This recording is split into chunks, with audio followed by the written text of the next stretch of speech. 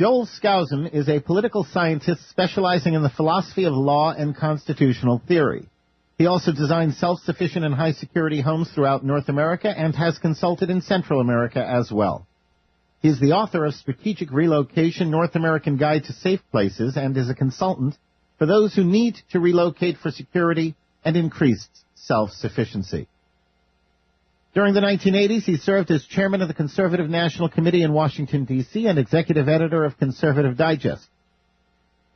The World Affairs Brief. He published a newsletter and served as senior editor of Cogitations, which was a quarterly journal on law and government. The World Affairs Brief is now back in publication. It's available as a weekly email newsletter or in a monthly print edition. Joel has been our guest in the past. It's my pleasure to welcome back Joel Skousen to the Global Freedom Report. Hi, Joel. How are you? I'm just fine, Brendan. It's good to be with you again. It's been a while. Yes, it has. And, you know, it's interesting. Every time passes, I bring a guest back. I like to kind of ask about the changes in the landscape. And in your case, you help people find places to relocate, you know, places less tightly regulated or heavily taxed than, say, the United States, which, frankly, is just about anywhere. Considering the current spread of popular rebellions in so many places around the world, is there anywhere to recommend these days for peace, prosperity, and freedom? You know, it's a very interesting question because the new third edition of Strategic Relocation, this big 400-page guide where I discuss all these things in detail, just came out, and by popular demand, I put in an entire first section on foreign countries' potential relocation. I must get a call a week, Brent, about people asking, I've got to get out of the United States. This is just going to end very badly, and the nation's going down, and where can I go? And so I covered this in the book, and some of the more popular, you know, destinations are Costa Rica, Panama, Argentina, Chile, Uruguay in this hemisphere, Switzerland, Spain, and Italy in the old world. In Europe, and if I can just give an overview, you know, Switzerland has traditionally been a safe haven, but even though they fought their way out of, you know, harm's way from the Nazis by holding Nazis' gold during World War II, Spain has probably been and still remains the safest country. A lot of expatriate British there. A lot of people speak English in the south of Spain. It's a very inexpensive country. It just doesn't get as involved in the European problems as France and Germany does. And Italy now is it's more expensive than Spain. It's got less of a retreat mentality because it's essentially harder to find, you know, wide open spaces like there are in Spain. In Latin America, unfortunately, Costa Rica's got so many expatriate Americans down there that prices are getting pretty expensive. But Panama's now the Central American destination. It's not all hunky-dory there because now we've got Chinese military bases there. We're starting to get the banking restrictions in a lot of Latin American countries. In fact, Panama is one of the few places where there's not a lot of banking restrictions. And so most people who live in Ecuador and Colombia and Peru, expatriates, are having to deal with a Panamanian bank because so many other countries won't allow people to withdraw regularly from American bank accounts, want them to have bank accounts in that country. Countries like Guatemala and Mexico are totally unsafe for Americans now because of the drug situation, the out-of-control law enforcement situation, and the corruption in governments. And so lots of details along that. And as I said, how about the South Pacific and Southeast Asia and that part of the world? I do cover. Stay away from the Southeast Asia. A lot of people are attracted to Australia and New Zealand. The big problem there is that Australia has sold a controlling interest or near controlling interest in a lot of their natural resources to China. China has its eyes on capturing Australia in the next war. I think both Australia and New Zealand are going to get occupied, so I don't recommend, even though it looks very favorable now, going to Australia and New Zealand. The Pacific Islands are very idyllic. They have, fairly stable governments, but once you're on an island, you are subject to, especially where most things has to be shipped in, whether it's Hawaii or Tahiti or any of the smaller islands, Marshalls. And in other areas, they're just very, very susceptible to being cut off in a war or in a difficult situation, and trying to get out on the open seas to get back to the United States, if you haven't cut all your bridges, is a tough proposition, being 5,000 or 6,000 miles away. And if you're in a sailboat, pirates are going to be a real problem. They're already a problem off the shores of many countries.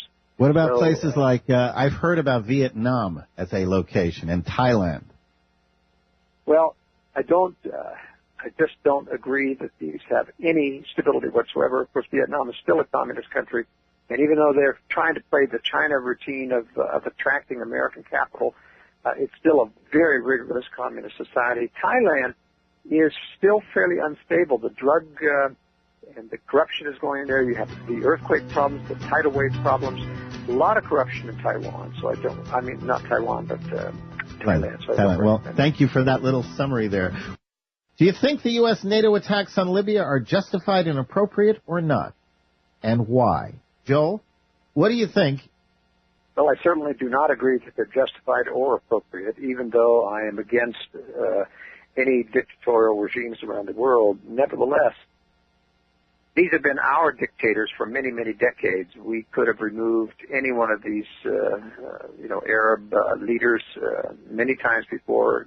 We made a deal with Gaddafi surrounding the Pan Am 103 flight. He yielded up one of his terrorist operatives who, in fact, had worked with the CIA, so they did have evidence on him, and he was simply a patsy for what was a CIA operation to take down Pan Am 103 to stop a rogue group of hardcore assets that were going to blow the whistle on some of the illegal activities of the CIA in the Middle East. But in other words, we took off sanctions. We treated Gaddafi as if he was our friend. We kept him in power. The Israelis, in fact, moved in special forces from Africa to help boost Gaddafi in the beginning of this so-called revolt and uprising. Then all of a sudden the U.S. turned on him. And we have now the provocations or the excuse, of course, this is a humanitarian to save people, and yet we are, of course, killing a lot of people in these air strikes. It brings to mind, you remember the movie Mars Attacks? You ever see the movie Mars? I don't remember that. Oh, no, Mars Attacks. It was hysterical. It was the Tim Burton parody on all of those 1950s flying saucer movies. And in it, you had these creatures who were out there killing humans, just shooting them. All the while they were speaking into a translator saying, "We come in peace. We are your friends." And they'd be just shooting rows and rows. "We are your friends." That's what comes to mind when you talk about it. When reports started coming out about Libya, personally I was skeptical. Actually, professionally I was skeptical, because everything I read was fraught with unnamed sources and unidentified witnesses. Then the Russians showed through satellite imagery that the U.S. reports of airstrikes by Libyan forces against their own people never took place. Now the U.S. has invaded the country under the auspices of NATO and is pretty much demolishing its infrastructure and killing its people. There seems to be a growing awareness of this. Germany started to pull out, with their coalition forces and all that. And there just seems to be a growing awareness that there's something wrong with what's going on in Libya. Is that your view? How do you see this developing? Well, I think that we're going to get a propaganda show tonight with Obama talking about limited goals, that we are there for humanitarian purposes, all the excuses. And, it's extremely easy for politicians to throw out these phony excuses, and the only way that you can put them down and expose them for what they are is to have inside information of what's going on the ground. My sources tell me, for example, that you have special forces in there actually guiding the airstrikes. They're using the rebel offensive. In fact, they can't move out of their cities unless you have special forces, and they're calling in airstrikes to take out Gaddafi's army as it's surrounding or in order to push them back. And so we're now actually doing an offensive operation, and the U.S. will be in complete denial that they're doing this.